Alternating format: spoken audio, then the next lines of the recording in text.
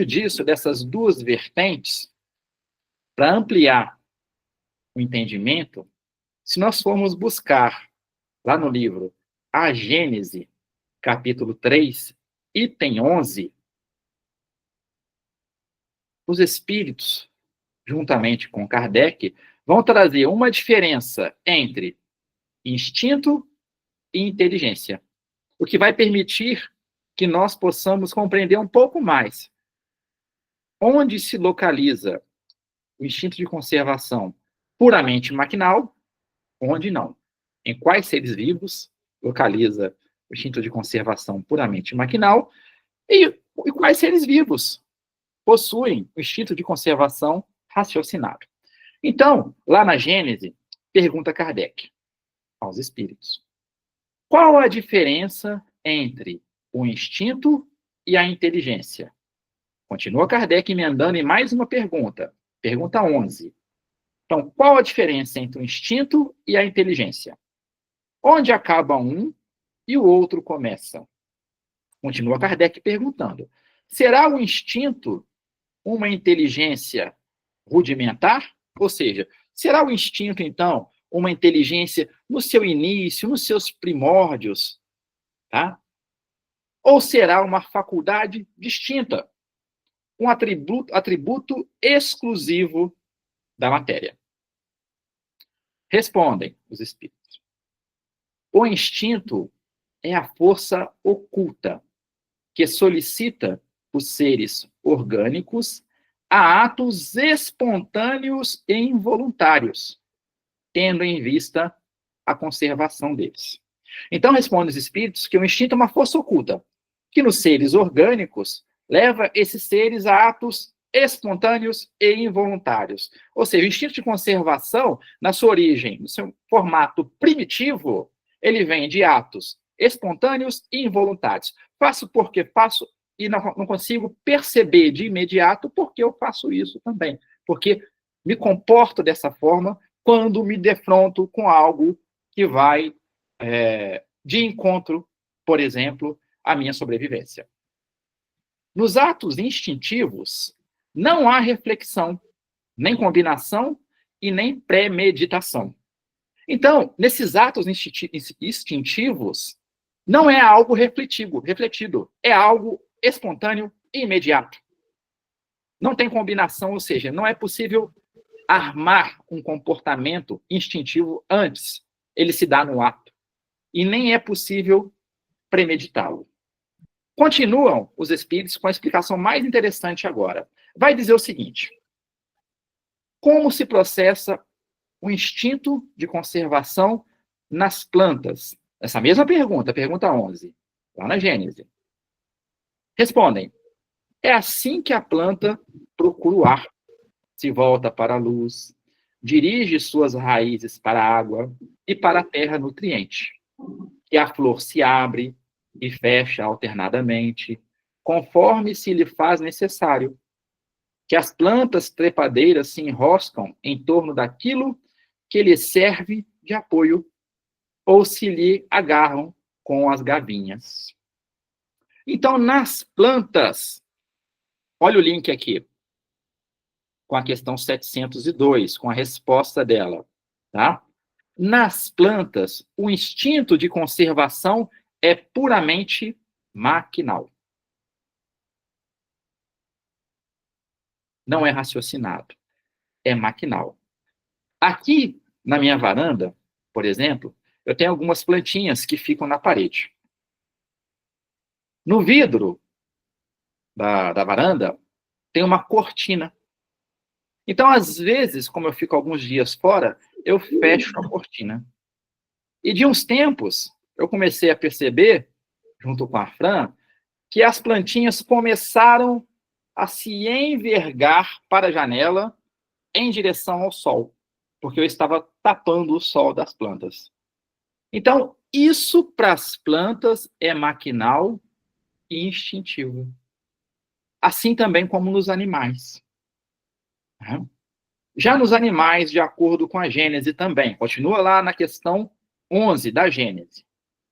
É pelo instinto que os animais são avisados do que lhes é útil ou nocivo, que buscam, conforme a estação, os climas propícios, que constroem sem ensino prévio, com mais ou menos arte, segundo as espécies, leitos macios e abrigos para suas progênies, armadilhas para apanhar a presa de que se nutrem, que manejam destramente as armas ofensivas e defensivas de que são providos, que os sexos se aproximam, que a mãe animal choca os filhos e que estes procuram o seio materno. Então, já nos animais, explicando também lá na Gênese, também é puramente maquinal. Assim como nas plantas, os animais também gozam de instinto de conservação puramente maquinal. Então é por isso que o João de Barro constrói a sua casa bonitinha daquele jeito, no poste, e a gente não sabe como eles fazem isso. É puramente instintivo.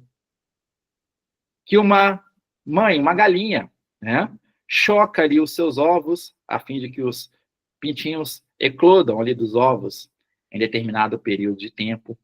Tudo instintivo. Tá?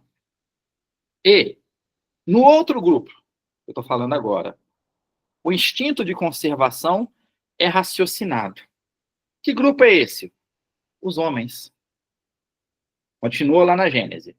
No homem, no começo da vida, o instinto domina com exclusividade. Então está falando aqui que quando bebês, os bebês, a predominância ali é do instinto de conservação. É por instinto que a criança faz os primeiros movimentos, que toma o alimento, que grita para exprimir as suas necessidades, que imita o som da voz, que tenta falar e andar. No próprio adulto, certos atos são instintivos, tais como os movimentos espontâneos para evitar um risco, para fugir a um perigo, para manter o equilíbrio do corpo, tais ainda o piscar das pálpebras para moderar o brilho da luz, a respiração e etc. Então, no homem, o instinto de conservação, ele é raciocinado. É espontâneo, não é premeditado, é involuntário, mas ele também é raciocinado. Então, nesses dois grupos, o maquinal, o instinto de conservação maquinal predominante nas plantas e nos animais, e no homem, o instinto de conservação, ele é raciocinado. Então, é muito comum, por exemplo, quando vamos sofrer uma queda, por exemplo, que tenhamos, por instinto, por exemplo, colocar as mãos na frente. Mãe e pai faz muito isso. O filho tropeçou, não sabe como faz, pula ali na frente, agarra, é algo totalmente instintivo também. Não premeditado, faz coisas que a princípio pareciam impossíveis. Não é verdade? Então, esse é o instinto de conservação no homem. Ele segue o raciocínio humano. Embora, não obstante, porém, não seja premeditado, é involuntário, e impossível de ser combinado. Ele acontece, ele se dá no ato. Tudo bem? Todos entenderam? Alguma questão?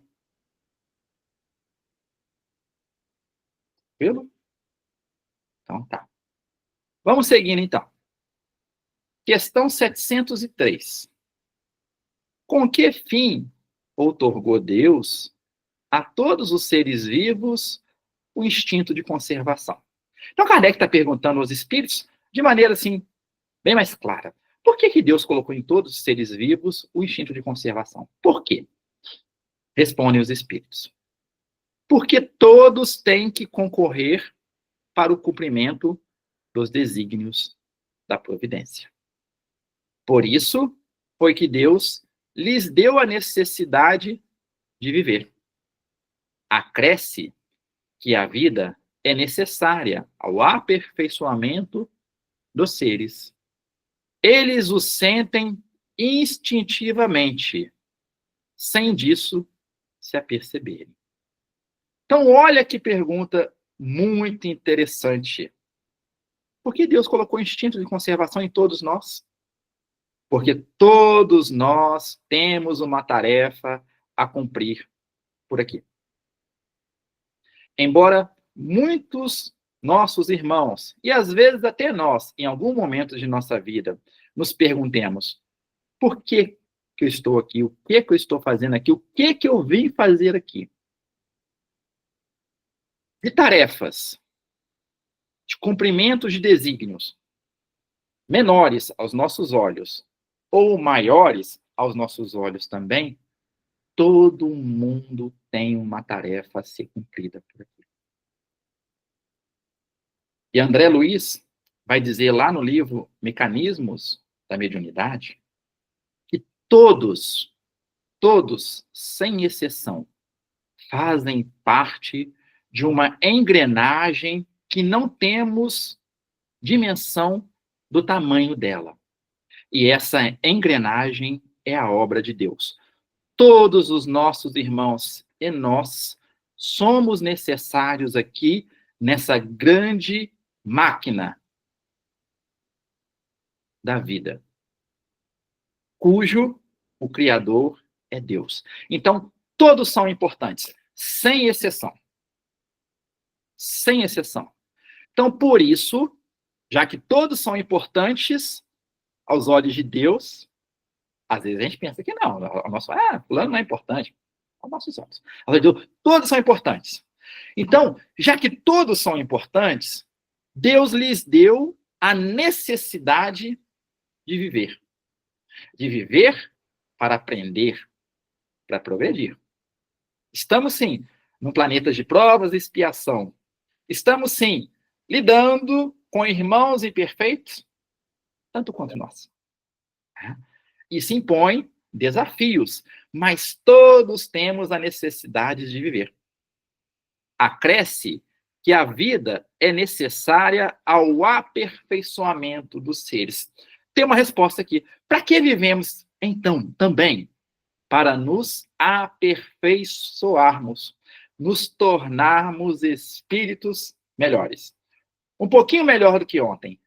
Essa deveria ser a nossa direção. Deus me dê força e inspiração, me ajude para que hoje eu seja 1% melhor, 0,01% melhor do que ontem. Porque o nosso aperfeiçoamento espiritual, ele se dá de maneira diminuta, um pouco a cada vez. Nós não damos saltos, mas um pouco a cada vez, como diria minha avó, de grão em grão, a galinha enche o papo, não é verdade? Então, um pouquinho que formos avançando espiritualmente, a cada oportunidade, cada dia também não, tá? A cada oportunidade, a cada desafio, a cada convocatória que a vida nos fizer, na dificuldade com o irmão, na dificuldade com aquele dentro de casa, nos nossos problemas, nas nossas relações, a cada oportunidade que tivermos, conseguirmos ser um pouquinho melhor do que fomos anteriormente, já estamos avançando. Continuam os espíritos dizendo: eles o sentem instintivamente, sem disso se aperceberem. Então, o instinto está em todos nós, mesmo que não percebamos. Sobre essa questão, está lá na Revista Espírita, de 1866, o relato de um naufrágio. E nesse relato de naufrágio, vem falar um pouquinho do instinto de conservação numa outra situação. Quando nós nos defrontamos com a possibilidade de um infortúnio, numa situação mais extrema, de um desencarne, mesmo que muitos se autodeclarem incrédulos, que não acreditam numa vida extrafísica, extracorpórea, que não acreditam em Deus, muitas vezes, nesse momento de enfrentamento e de dar de cara com a possibilidade de desencarne, muitos nos dizem os espíritos, nesse exato momento onde soa o alarme interno de conservação da vida, nesse momento conseguem entrever e se permitir acreditar em algo maior que possa nos proteger, nos ajudar e, consequentemente, conservar a nossa vida. Então, nesse relato de naufrágio, acontece essa situação.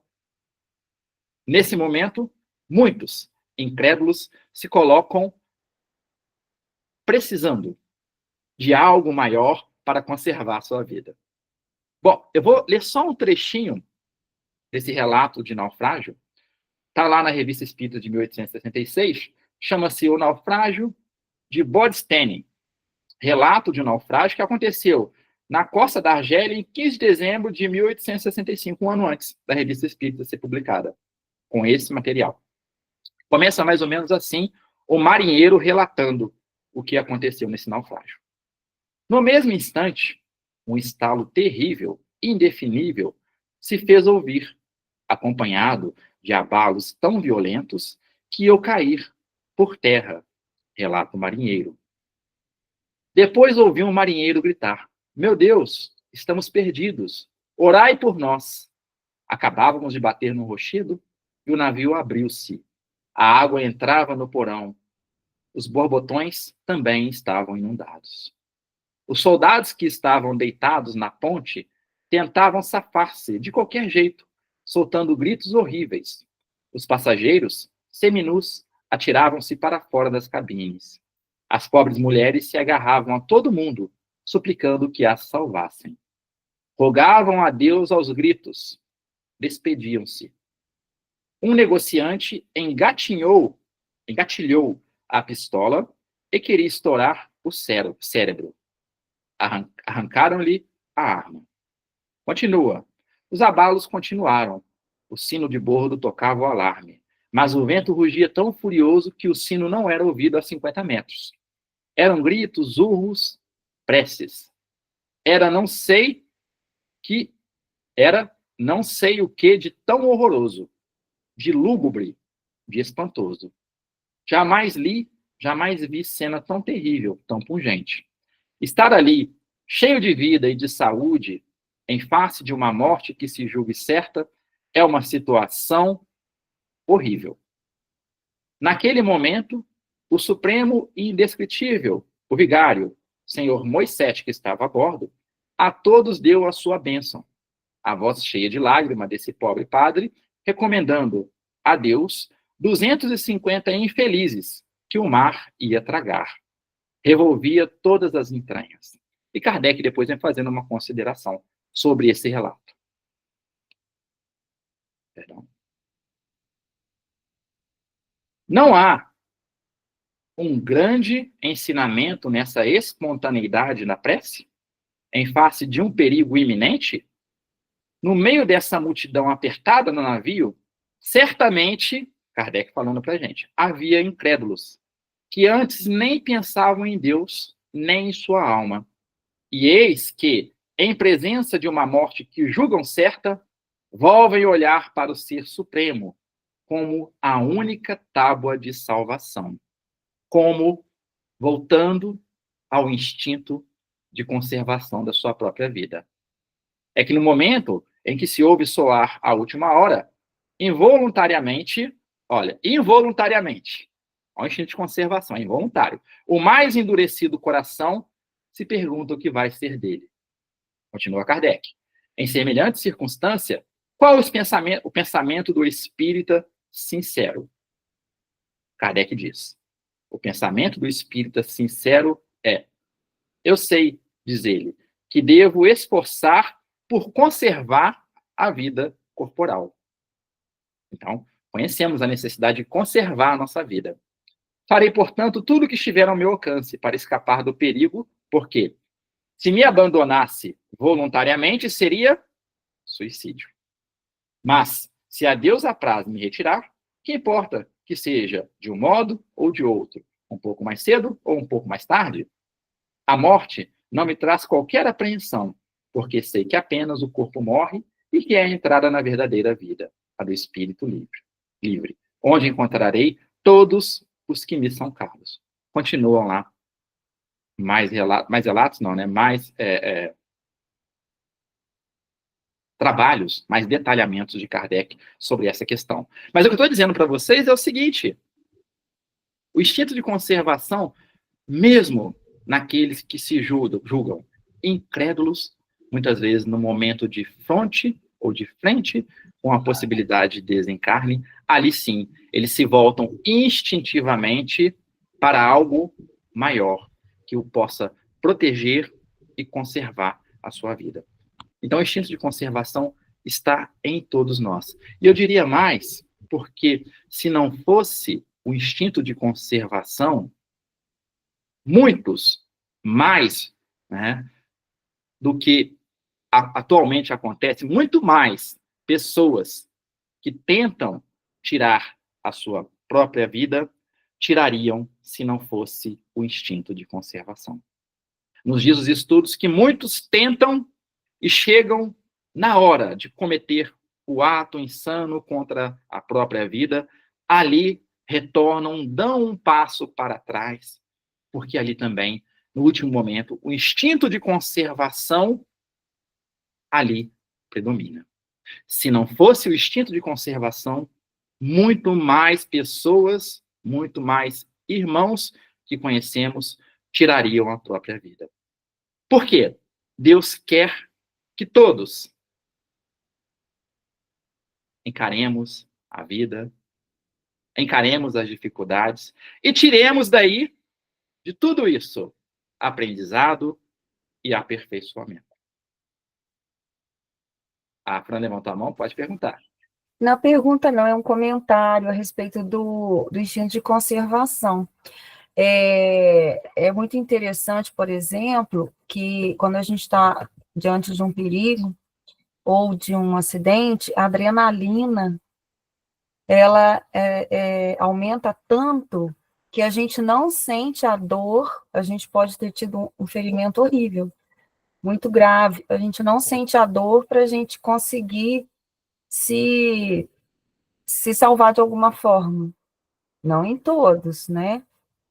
Mas costuma acontecer. Ou até o próprio desmaio, para deixar a pessoa inconsciente, né? Para, às vezes, um choque muito grande. Então, é assim, é bem... o próprio corpo, né? Independente da vontade da pessoa, ele já age para essa preservação, né? Muito interessante o que você falou, porque o nosso corpo e a nossa mente também.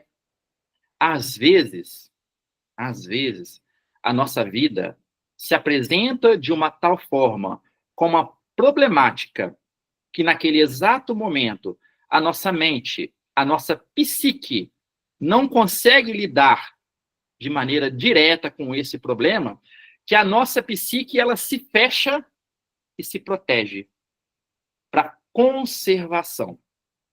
No momento oportuno, isso já aconteceu comigo, no momento oportuno, a psique se estabiliza e eu consigo observar. Nossa, naquele exato momento ali, não vi dessa forma, porque se eu visse dessa forma, eu não suportaria lidar com aquilo. Então, a nossa psique, ela se fecha também para se proteger de situações em que a nossa psique entende que a gente não vai dar conta. É também o instinto de conservação. E o corpo, ele vai responder à nossa psique também, né? Com adrenalina, com cortisol, se for a situação também de estresse, né? Tudo isso, né? Mas é a nossa mente trabalhando e nos protegendo também. É muito bonito.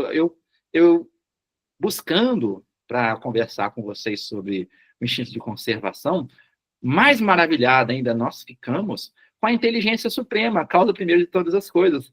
Porque se não fosse isso, a nossa vida aqui na Terra, considerando um planeta ainda de provas, de expiações, e a nossa imperfeição, nós estaríamos aqui em situação muito complicada, talvez impossibilitados de caminharmos e aprendermos cada vez mais aqui nessa trajetória que nós fazemos aqui com os nossos irmãos e com a vida.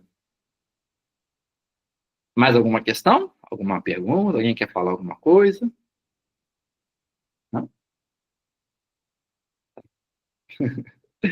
Bom, Kardec perguntou sobre o instinto de conservação e agora ele vai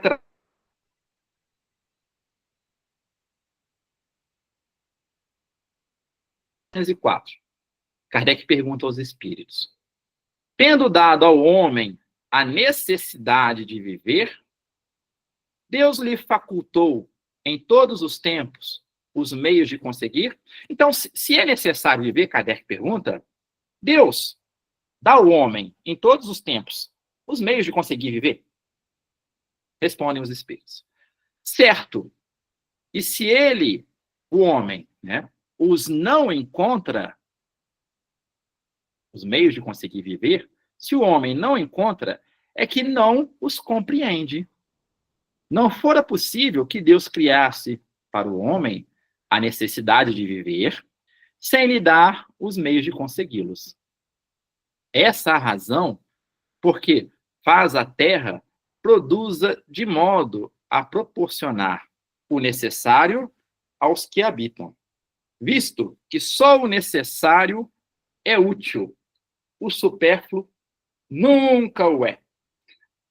Então, aqui, os espíritos respondem de maneira direta e indubitável e acabam, se isso ficasse gravado no nosso ente, até costa a cabeça, acabava com muita problemática da nossa caminhada. Por quê? Os meios necessários para nós vivermos aqui é o necessário. Nós precisamos do necessário. Como nós, quase todos, buscamos sempre além do necessário, aí a nossa vida começa a se complicar. Além do necessário, nos dizem os espíritos, é o supérfluo. E o supérfluo, esse complica a nossa vida. Esse complica a nossa vida. Eu estava lembrando aqui, quando eu li isso, quando a Sueli Caldas Schubert desencarnou, eu vi na TV um familiar seu dando um depoimento da vida dela, eu não a conheci. Mas o familiar conta que foi aquele espírito encarnado que procurou, do ponto de vista material também, viver somente com o necessário. E isso, quando a gente consegue viver com o necessário, ele diminui bastante os problemas que enfrentamos aqui na nossa própria existência. E que eu me arriscaria a chamar esses problemas, principalmente ligados ao supérfluo, daqueles tormentos voluntários. Nós nos colocamos em situações complicadíssimas para buscar mais que o necessário. Com várias justificativas nossas mesmos. Eu quero mais, eu preciso buscar mais. Mas vamos dizer do ponto de vista material. Eu preciso buscar mais. Aí, quando não é isso, os pais, acontece aqui não, mas os pais projetam as suas necessidades também nos filhos. Eu preciso de mais e mais e mais.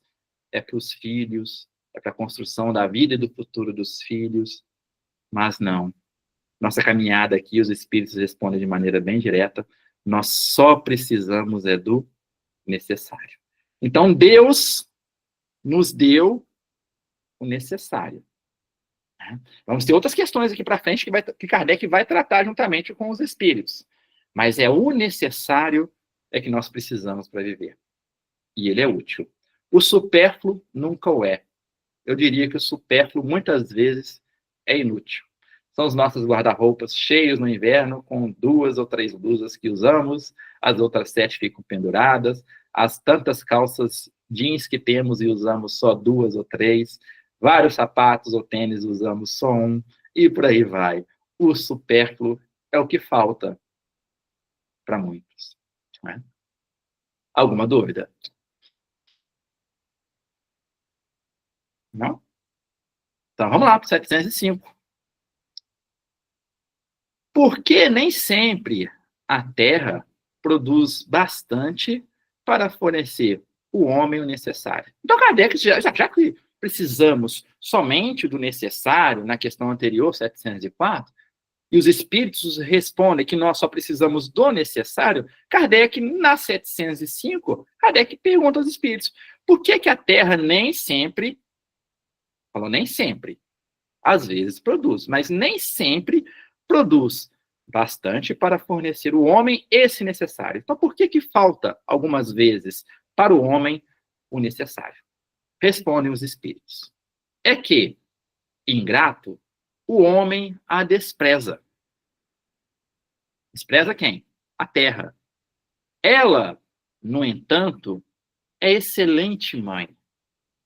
Muitas vezes, também, o homem, ele acusa a natureza do que só é resultado da sua imperícia ou da sua imprevidência.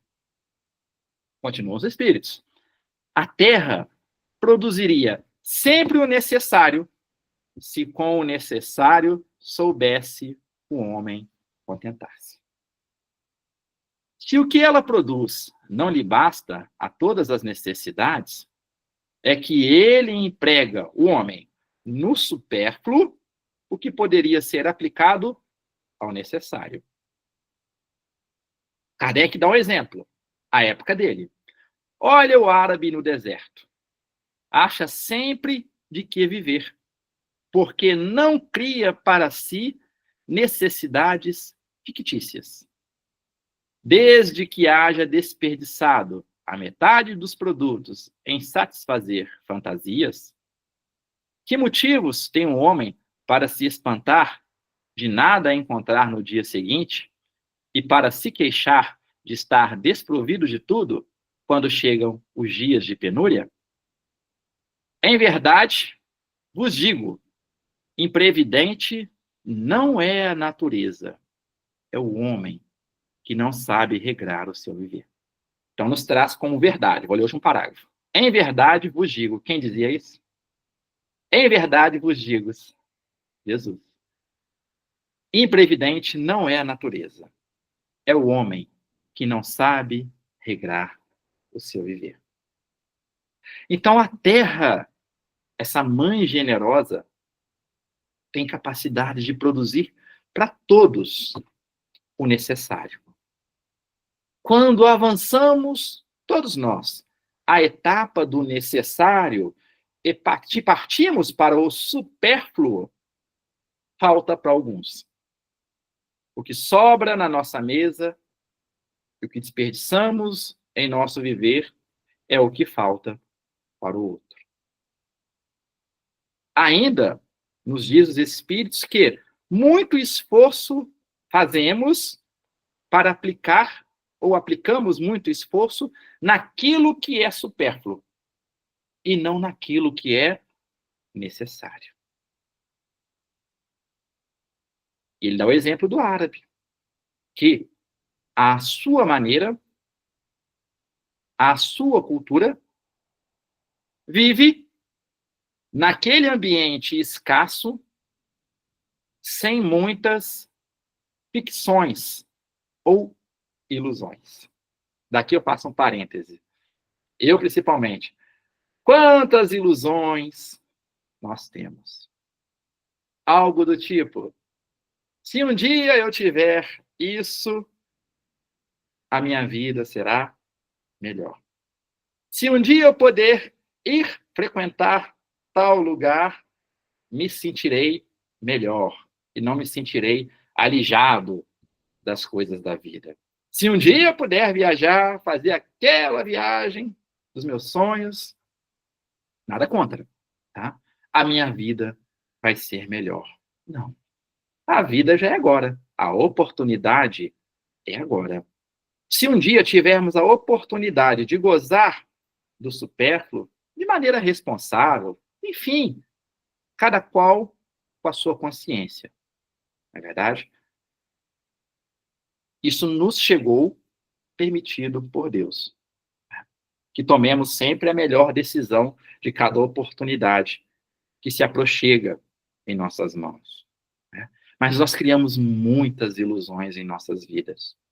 E ainda, nos diz André Luiz, lá em Mecanismo da Mediunidade, quando adentrarmos a vida maior, que é o plano espiritual, os benfeitores irão nos perguntar, ou nós mesmos perguntaremos para a nossa consciência, daquilo que foi traçado para nós executarmos. Olha a pergunta lá em cima.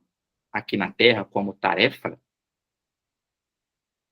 isso de fato foi executado ou eu perdi grande parte do tempo alimentando as minhas ilusões, alimentando o meu supérfluo?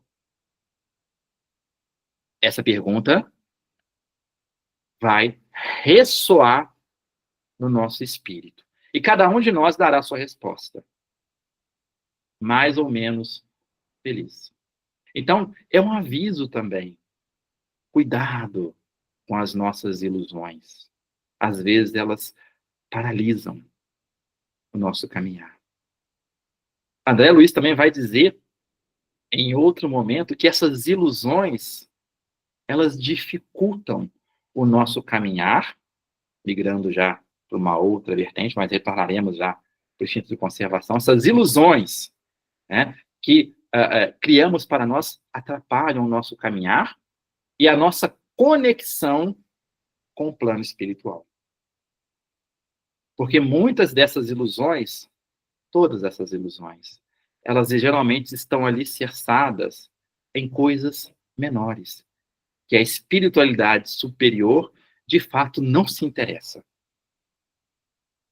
E se quisermos estar conectados com esses benfeitores, que possamos, sim, estar conectados com o nosso íntimo, com a nossa essência e com esses bons espíritos na tarefa que Deus colocou diante de nós. Ah, Luciane, qual é a sua tarefa? Ou a minha tarefa? É essa que estamos fazendo.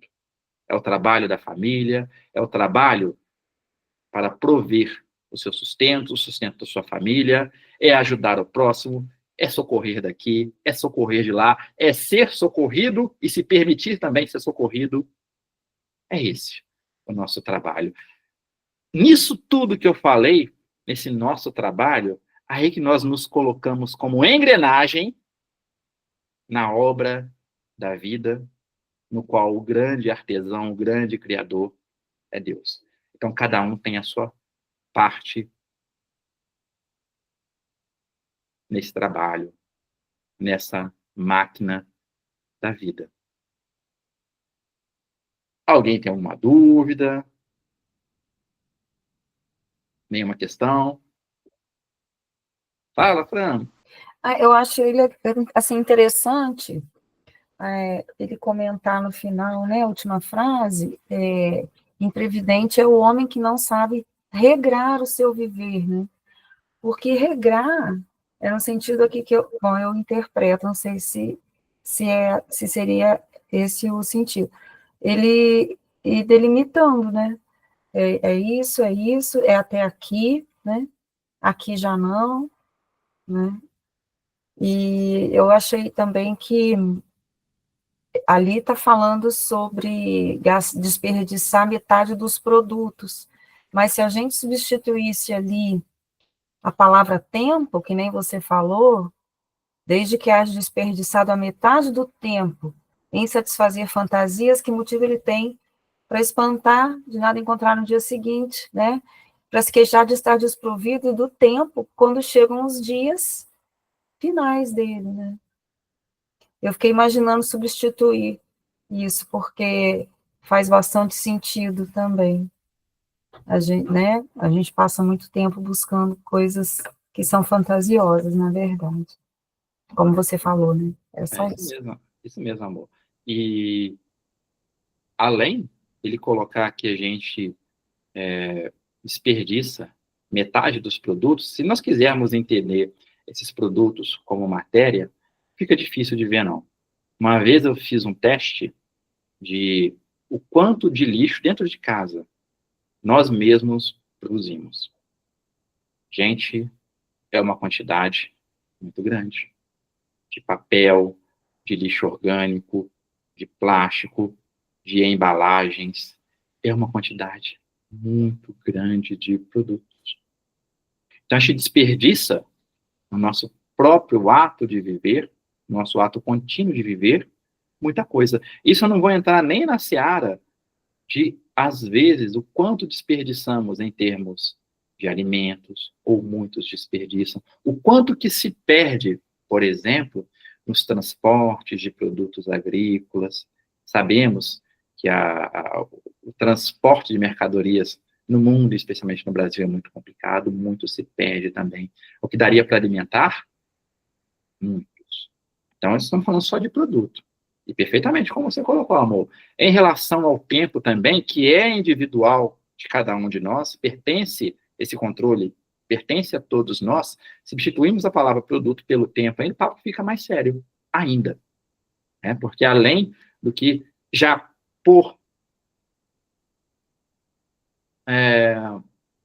modelo de sistema econômico que nós temos, modelo de produção que nós temos, que já é desperdício, que nós estamos inseridos nisso também, de alguma forma. A gente faz parte dessa cadeia. Então, além disso, desperdiçamos também o nosso tempo, com as nossas ilusões. A Silvaninha colocou aqui, olha, vou ler aqui, Silvaninha, me pergunta, tá? Cada um sabe o que precisa e o que é necessário para uma vida tranquila, sem exagero, pois se pararmos para pensar por um segundo que seja, nossa consciência sempre nos avisa dos equívocos que estamos prestes a fazer. Muito bem colocado, Silvaninha. É isso mesmo. A nossa consciência sempre nos avisa. Né? Esforço, esforço sempre em nos domarmos. Eu vou colocar domarmos como sinônimo de nos regrarmos. Regrarmos também é nos educarmos. A gente está falando aqui esse tempo todo. Tudo isso aqui que a gente está fazendo desde sempre, em termos de estudo, de avançar um pouco mais no conhecimento da doutrina dos espíritos, é a fim de educarmos o nosso espírito, que vai se traduzir em termos de educação para todos os âmbitos da nossa vida e todos aqueles que se relacionam conosco também. Então, é uma questão de educação. Serinha, pode falar. Se a gente refletir, a gente vai ver que o nosso corpo físico, ele é uma engrenagem perfeita, ele é uma máquina que funciona perfeitamente, tem todos os elementos necessários para que a gente viva e sobreviva. A gente só precisa de um combustível para manter esse corpo, que é o ar, a água, os alimentos, na quantidade que não seja supérfluo, senão a gente vai sobrecarregar o corpo. E aí já começa o supérfluo a ser inconveniente, porque ele sobrecarrega e adoece. No próprio corpo físico, a gente já vai percebendo. E quanto tempo, né, como diz a Fran, o uso do tempo, a gente gasta administrando coisas que não são necessárias para a nossa vida, e nem para a vida de ninguém. Né? E aí vai desgastando. Quanto desgaste a gente imprime ao corpo para realizar coisas que não vão nos trazer evolução. Né? Então, às vezes, até a vida de prazeres vai desgastar o corpo. E vai nos adoecer. E nós vamos precisar de medicação, porque não era para a gente precisar de tratamentos médicos, medicação. Se a gente precisa, é porque ao longo das nossas existências nós fomos adoecendo o nosso sistema perispiritual e, obviamente, transmitido para os corpos que a gente vai tendo vida a vida, né? E, Celinha, nisso que você falou, um dado importante, é que a mente adoece antes do corpo. Então, eu também trabalho com psicanálise, às vezes eu encontro situações de pessoas que adoeceram psiquicamente por não conseguirem alcançar o supérfluo. Não está falando de necessidade, não. É o supérfluo. E essas pessoas, muitas vezes, estão conectadas com o que a mídia materialista e a formação materialista fala. Você tem que ter e não ser. Tem que ter mais, né? Tem que conseguir mais. Mas poucos falam de ser simples, ser adepto do necessário. Então, é uma escola cultural também aqui no planeta Terra que muitos ainda não ouviram os dois, ao ter e não ao ser.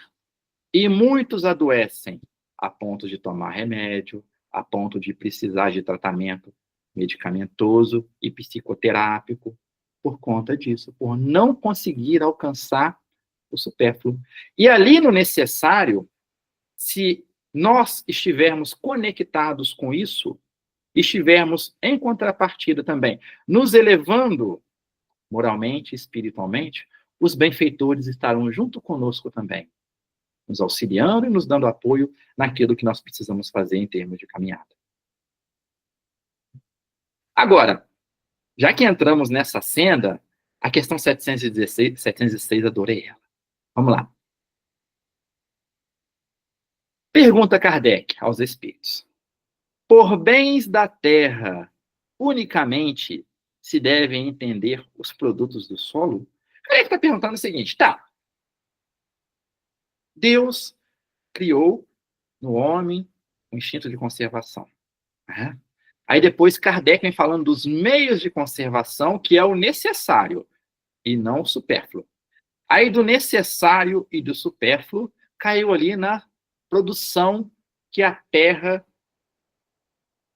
nos permite, que a Terra é capaz de promover para todos nós em termos de necessidade. Aí Kardec, vocês estão percebendo que Kardec vai afunilando na pergunta?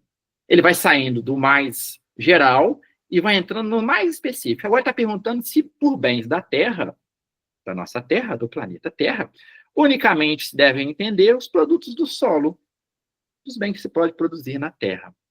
Aí respondem os espíritos. O solo é a fonte primacial, donde dimanam todos os outros recursos, pois que, em definitivo, estes recursos são simples transformações dos produtos do solo.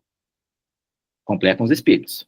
Por bens da terra, se deve, pois, entender tudo de que o homem pode gozar nesse mundo. Ou seja, do necessário para podermos viver. E com o nosso instinto de conservação, tudo que é produzido em termos de bens que podemos gozar nesse mundo, vem da terra e, não obstante, do solo. Eu fiquei encucado com isso porque eu nunca parei para pensar e chegar à conclusão que, de fato, de que tudo de que gozamos materialmente no planeta Terra vem do solo. Vocês já fizeram essa pergunta? Tudo que gozamos de bem material na Terra vem do solo? Então, eu fui fazer uma pergunta. Existe algum produto, eu perguntei, tá? Para eu mesmo. Existe algum produto manufaturado é feito à mão, né, artesanal, ou industrializado, que não tem origem no solo? Porque tudo que consumimos aqui na Terra, em termos de bens materiais, ou é manufaturado, ou é industrializado, ou nós mesmos fizemos, não é isso? Não tem outra saída. É verdade? Eu posso até plantar, não consumir nada manufaturado, industrializado, mas eu tenho que plantar. Não tem, não tem outro caminho. Então, vamos lá. Olha, tudo vem do solo. Todo produto manufaturado, industrializado, tem de forma direta ou indireta sua origem no solo da natureza. Exemplo, esses computadores, esses celulares que nós estamos conversando agora, microchips, placas-mãe, bateria, usam metais que estão contidos no solo. Plásticos, cabos, matéria orgânica enterrada no solo. Petróleo e derivados de petróleo, por exemplo. Roupas, algodão, solo, poliéster vem do petróleo, corante, mesmo que sintético, insumos materiais, alimentos industrializados, embalagem, a energia hidrelétrica depende da água que corre sobre o solo. A térmica queima carvão, a solar e eólica depende também de materiais, turbina, rodam com o vento, mas o material que as produz também vem do solo. Tudo que precisamos materialmente para caminhar nessa vida vem do solo da nossa terra. Então, tem que tratar muito bem a nossa terra e o nosso solo, porque tudo dimana dali. Deus colocou no solo. Por isso, sempre há alusão no trabalho da vida, nas obras evangélicas. O trabalho de nossa vida é arar também o nosso solo, para que ele produza árvores lindas, flores lindas em nós mesmos, assim como o solo que Deus nos deu aqui no planeta Terra, gente, que produz tudo. Até a minhoca que vive no solo tem oxigênio também. Tudo vem do solo. Nós temos solos mais férteis e menos férteis. É outra questão. Mas tudo provém do solo. Todos os bens da terra, então, vêm do nosso solo sagrado que Deus permitiu que utilizássemos para as nossas necessidades. Mas aí, volto na questão anterior, ainda migramos para o nosso supérfluo. Amor, pode falar. Até por exemplo, alguns gases, né? Oxigênio, né? Que é vendido, ele vem condicionado, vem do solo indiretamente, né? Que é das plantas, né? Sim. E ele é vendido em embalagens que vêm do solo, né? Um ar comprimido, uma coisa assim. Os processos, eles precisam de um metal que vai fazer aquilo fluir, né, para poder ser vendido, né? Então, direto ou indiretamente vem do solo, não tem jeito não. Eu pensei, vou falar nos gases, os gases não vêm direto do solo, mas aí, como é que vai vender? Né? Exatamente, como é que você vai envasar esse solo, esse gás, perdão, nos hospitais? Os pacientes acamados que precisam de oxigênio, o oxigênio comprimido, chega lá, não é verdade? Em cilindros de metal e por aí vai. E todo o encanamento que chega até o quarto onde está o paciente, tudo vem do nosso solo sagrado. Então, nada é fabricado sem alguma ligação com os recursos da nossa terra, do nosso planeta Terra, não obstante o solo. Então, achei muito legal isso, porque eu sempre tive preguiça de pensar nisso. E Kardec me pôs a pensar nisso juntamente com os espíritos. O solo que nos dá o sustento e que deveria ser o sustento das nossas necessidades. E nós aproveitamos, exploramos cada vez mais esse solo sagrado. E daqui a pouco, se não mudarmos a nossa conduta, chegaremos à exaustão de muitos desses recursos naturais, mas pela nossa ganância, pelo nosso, não vai entrar nesse detalhe não, mas também pelo nosso instinto de conservação que adoece no sentido de, como eu quero me conservar, eu quero conservar mais os meus, eu quero acumular mais e mais para os meus. Não estou falando de um instinto de conservação adoecido, porque em sua origem ele é de inteligência de Deus em nossas vidas. Tudo bem? São 8h32.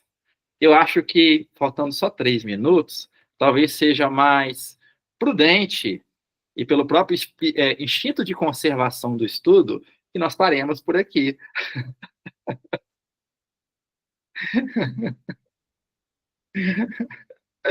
E retomemos numa próxima E oportunidade. depois é grande, né? A 707. Ela é grande, e, se não me engano, ela vem com um comentário depois de Kardec, uma nota. É isso mesmo. Eu preparei até 710, mas não vai, não. Pois é. Mas se você quiser, você volta semana que vem. Ó, quem sabe? Vamos Faz uma dobradinha com o Pedro. Quem sabe? Vamos conversar sobre essa possibilidade. Se vocês me aceitarem. Se você tiver disponibilidade. Então tá, depois daqui a gente conversa. Isso. Então, nós